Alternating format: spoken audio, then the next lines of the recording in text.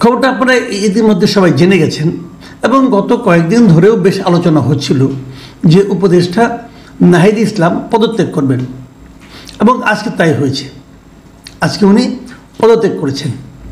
উনি নিজে ডক্টর ইউনূসের কাছে নিজে উপস্থিত হয়েছেন এবং হয়ে নিজে পদত্যাগপত্র ওনার কাছে দাখিল করেছেন।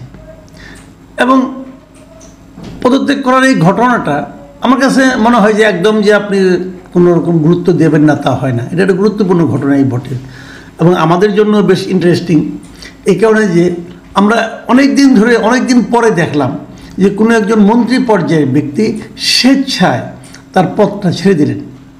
তাকে জোর করা হয়নি, তাকে চাপ দেওয়া হয়নি অথবা তাকে বাধ্য করা হয়নি, উনি নিজেই ইচ্ছায় এই পদটা ছেড়ে দিলেন।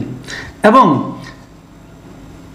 একটা যে মানে খুব একটা সরকারকে বিব্রতকর অনেক সময় এরকম কিন্তু হয় যে সরকার একজন ব্যক্তির কারণে খুবই বিব্রতকর অবস্থায় পড়ে যায়, তখন সরকার তাকে বলে তুমি পদত্যাগ করো।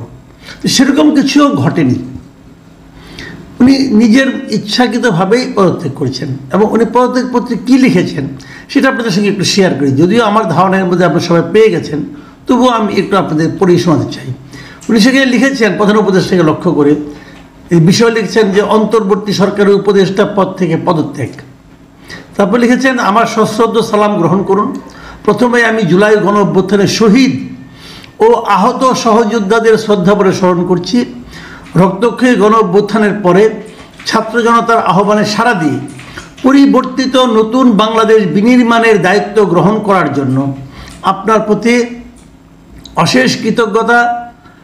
তার বৈষম্যহীন ক্ষুধা ও দারিদ্র্যমুক্ত উন্নত বাংলাদেশ গড়তে আপনার নেতৃত্বে গঠিত উপদেষ্টা পরিষদে আমাকে সুযোগ দানের জন্য আপনাকে আন্তরিক ধন্যবাদ জ্ঞাপন করছি।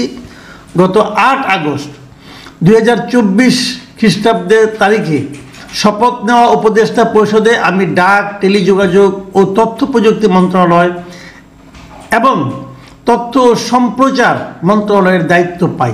মানে 3টা মন্ত্রণালয়ের দায়িত্ব উনি পেয়েছিলেন। নানামুখী চ্যালেঞ্জের মধ্যেও আপনার নেতৃত্বে দায়িত্ব পালনে সদা সচেষ্ট থেকেছি, কিন্তু বর্তমান প্রেক্ষাপটে দেশ ও জাতির বৃহত্তর স্বার্থে আমার ছাত্র জনতার কাতারে উপস্থিত থাকা উচিত মর্মে আমি মনে করি। ফলে আমি আমার দায়িত্ব থেকে ইস্তফা দেওয়া সমীচীন মনে করছি। এমত অবস্থায় ডাক, টেলিযোগাযোগ ও তথ্য প্রযুক্তি মন্ত্রণালয় এবং তথ্য ও সম্প্রচার মন্ত্রণালয়ের উপদেষ্টা পদ থেকে অব্যাহতি চাচ্ছি। আমার পদত্যাগপত্র গ্রহণ করতে মহোদয়কে সবিনয় অনুরোধ করছি। আন্তরিকভাবে আপনার মোহাম্মদ নাহিদ ইসলাম, উপদেষ্টা ডাক, টেলিযোগাযোগ ও তথ্য প্রযুক্তি মন্ত্রণালয় এবং তথ্য ও সম্প্রচার মন্ত্রণালয়, বাংলাদেশ গণপ্রজাতন্ত্রী বাংলাদেশ সরকার। এই হলো তার টোটাল পদত্যাগপত্রের ভাষা। তো ভাষাটা স্বাভাবিক, এটা নিয়ে আমি খুব একটা বলছি না, এটা তো খুব একটা ভালো ভাষায় উনি লিখেছেন এবং উনি পদত্যাগ করে একটা দৃষ্টান্ত স্থাপন করেছেন। এবং সবাই যেটা ভাবছিল তাই যে উনি নতুন যে দলটা গঠিত হতে যাচ্ছে, যেটা ঘোষণা হবে 28 তারিখে, সেই দলের উনি হয়তো আহ্বায়ক পদ নিচ্ছেন এবং সব ঠিকঠাক করেই উনি মানে পদ ছাড়ছেন, এটা তো বোঝাই যাচ্ছে। এখন এখানে কয়েকটা কথা। একটা কথা হলো উনি যে সরকারে ছিলেন, তার মানে এই যে দলে উনি আসবেন এবং দলের যে গঠন প্রক্রিয়া, সরকারে থাকা অবস্থাতেই উনি তার সঙ্গে জড়িত ছিলেন। এই কথাটা কিন্তু মাথায় রাখবেন যে উনি সরকারে থাকা অবস্থাতেই এই দল গঠন নিয়ে আলোচনা করেছেন এবং দল গঠনের সিদ্ধান্ত চূড়ান্ত হওয়ার পর ওনার দলে ওনার অবস্থানটা চূড়ান্ত হওয়ার পরেই উনি ওখান থেকে পদত্যাগ করেছেন। কাজে যে সময়টা উনি এই মন্ত্রণালয়ের দায়িত্বে ছিলেন, সেই সময় উনি সরকারের বাইরে অন্য কোনো কাজ করেন নাই অথবা ওনার এই সম্ভাব্য দলের কাজ করেন নাই, এটা মনে করা যাবে না। এটা হলো 1 নম্বর কথা। দ্বিতীয় যে কথাটা হলো সেটা হলো নতুন যে দলে উনি যাবেন সেই দলের সঙ্গে সরকারের সম্পর্কটা কি হবে এবং এই দলটা কাদের নিয়ে গঠিত হচ্ছে, সেটা নিয়ে আমি আরেকটা ভিডিও হয়তো দলটা ঘোষণা হওয়ার পরে আমি আপনাদের সঙ্গে করব।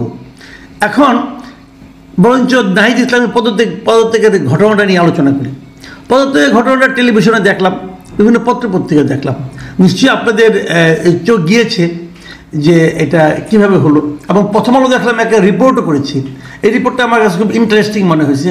তারা প্রথম আলো এই রিপোর্টে বলেছে যে নাহিদ ইসলাম ওখান থেকে বেরিয়ে গেছেন, যে পদত্যাগের পর পতাকা ছাড়া গাড়িতে চড়ে ফিরলেন নাহিদ ইসলাম। মানে এই নিউজটা করে তারা কী বুঝালো আমি বুঝতে পারলাম না। ভিডিও নিউজ, ভিডিও করেছে গেলে আর কিছু না, কোনো কথাবার্তা কোনো কিছু নাই, একটা কালো গাড়িতে করে উনি বেরিয়ে গেলেন। মানে উনি পতাকা ছাড়া গাড়িতে ফিরেছেন, এটা কি বিশাল কোনো ঘটনা?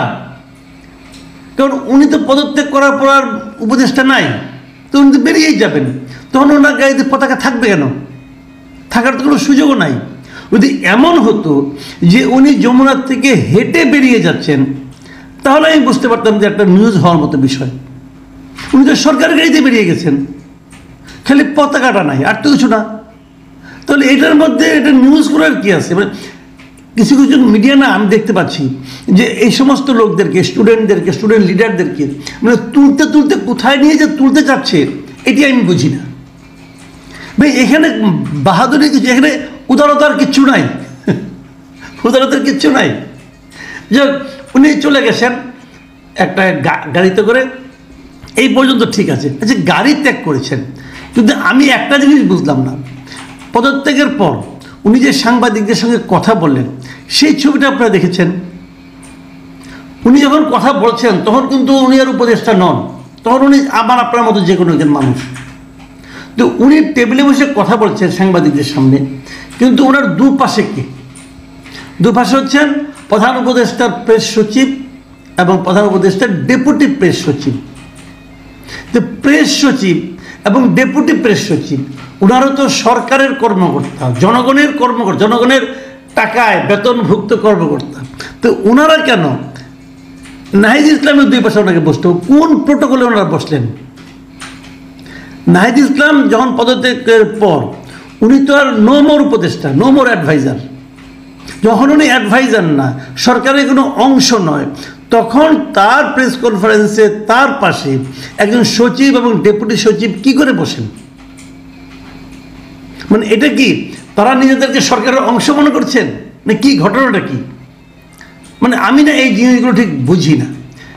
তবে আমি যে জিনিসটা নাকি চেয়েছিলাম, জানতে চেয়েছিলাম, আমি গত কয়েকদিন ধরে বলছিলাম যে নাহিদ ইসলাম যখন চলে যাবেন, তো উনি 6 মাস, 6.5 মাস সময় উনি কি করলেন, কি করতে পারলেন, কি করতে পারলেন না, কি করতে চেয়েছিলেন, তার একটা বর্ণনা উনি জনগণকে দেবেন। উনি প্রধান উপদেষ্টাকে চিঠি দিয়েছেন, সেখানেও এই বর্ণনা দেখলাম না। জনগণকে ওনার একটা বর্ণনা দেওয়া উচিত ছিল। আমি মনে করি হাতে এখনও সময় আছে, আগামী 2-1 দিনের মধ্যে নতুন দলে ওঠার আগেই ওনাকে এই বর্ণনাগুলো দেওয়া উচিত যে উনি কী কী করেছেন, ওনার যেই সমস্ত কাজ দিয়ে সবচেয়ে বেশি বিতর্ক হয়েছে সেগুলো সম্পর্কে ওনার বক্তব্যটা কী সেটা ওনার বলা মনে হয় উচিত। তা না হলে হবে কি, আপনাকে দলের দায়িত্ব নিতে যাচ্ছেন, লোকে কিন্তু প্রশ্ন করবে তুমি যে 6 মাস মন্ত্রী ছিলা, তুমি 6 মাস কী করছো?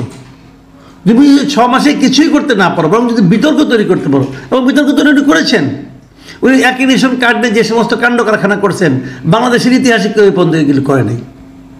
উনি 6 মাসের মধ্যে করে দেখাচ্ছেন যে উনি আওলা কত রকম বাজাইতে পারেন তা উনি দেখিয়েছেন, এবং উনি এটা নিয়ে বিতর্কিত হয়েছেন, প্রশংসিত হন নাই। ওনার এই সবার একটি রেশন কার্ড বাতিল করার বিষয়টাকে দিয়ে কেউ প্রশংসা করেছে এরকম আমার মনে হয় না। তো উনি তো এই কাজই করছেন, আগামীতে ইলেকশন হলে তো এরকম কাজই করবেন। যাই হোক, সেটা ওনাকে ব্যাখ্যা করতে হবে আমি মনে করি, কারণ এখন উনি কিন্তু জনগণের সামনে আসবেন ভোট চাইতে, জনগণ ব্যাখ্যা কিন্তু চাইবে। আরেকটা পয়েন্ট, যে পয়েন্টটা আমি আসলে করতেই চাই, সেটা হলো এই যে উপদেষ্টা পরিষদটা আছে, সেই উপদেষ্টা পরিষদ দিয়ে অনেক কথাবার্তা হয়েছে, যোগ্য না অযোগ্য, অমুক তমুক হাবিজাবি এগুলো আছে। তারপরেও কথা আছে, সে কথাগুলির মধ্যে কী কী আছে, যে ওনারা দুর্নীতি করেছেন কিনা। এখন ওনারা দুর্নীতি করেন নাই এই জিনিসটা প্রমাণ করার জন্য আপনাদের যে সংস্থাপন বিষয়ক মানে জনপ্রশাসন সচিব যিনি আছেন উনি ঘোষণা করেছিলেন কিন্তু যে সবাই সম্পদের হিসাব দিবেন, উপদেষ্টারাও সম্পদের হিসাব দেবেন। 2-3 দফা বাড়াইতে বাড়াইতে সেটা 16 ফেব্রুয়ারি এসে শেষ হয়েছে। তার মধ্যেও নাহিদ ইসলামকে ওরা সম্পদের হিসাব দিয়েছেন। যখন উনি প্রথম উপদেষ্টা হন তখন ওনার কত সম্পদ ছিল, যেদিন উনি ছেড়ে আসলেন সেই দিন ওনার কত সম্পদ হয়েছে, এই হিসাবটা উনি পাবলিক কাছে দিয়েছেন? আমি পাইনি এ পর্যন্ত, আমি পাইনি, আমি দেখিও নি কোথাও। আমি মনে করি নাহিদ ইসলামের ট্রান্সপারেন্সির স্বার্থে এই হিসাবটা দেওয়া উচিত। যখন আমি হই, উপদেষ্টা হই, তখন আমার এত টাকা ছিল, যখন আমার উপদেষ্টা পদ থেকে আমি চলে গেলাম তখন আমার এই টাকাটা ছিল। তাহলে আমরা বুঝতে পারবো যে আপনি কী পরিমাণ দুর্নীতি করেছেন নাকি করেননি। কারণ আপনার বিরুদ্ধে কিন্তু দুর্নীতির অভিযোগ উঠেছে একটা। সামাজিক মাধ্যমে আমরা দেখেছি যে জাওয়াদ নির্ঝর নামে একজন সাংবাদিক, যিনি বিদেশে থাকেন, উনি সুনির্দিষ্টভাবে আপনার বিরুদ্ধে অভিযোগ তুলেছেন। একটা টেলিভিশনকে বরাদ্দ, আপনার তরঙ্গ বরাদ্দ অনুমতি দেওয়ার ব্যাপারে আপনি কিভাবে উৎকোচ নিয়েছেন, এই ধরনের কথা উঠেছে। তো সেই জিনিসটাকে মিথ্যা প্রমাণ, মিথ্যা কি না সত্য, এটা প্রমাণ করার জন্য হলো আপনাকে কিন্তু এই হিসাবটা দেওয়া উচিত ছিল। আমি মনে করি এখনও সময় আছে, আপনি 2-1 দিনের মধ্যে এটা দেবেন, অন্ততপক্ষে নতুন দল দায়িত্ব নেওয়ার আগেই দেবেন আপনি। প্রিয় দর্শক, আপনারা তো বলবেন যে একটা লোক চলে গেল, তাকে কেন প্রশ্ন করছি। আমি আবারও বলছি, আমাদের সাংবাদিকদের অথবা আমাদের সাধারণ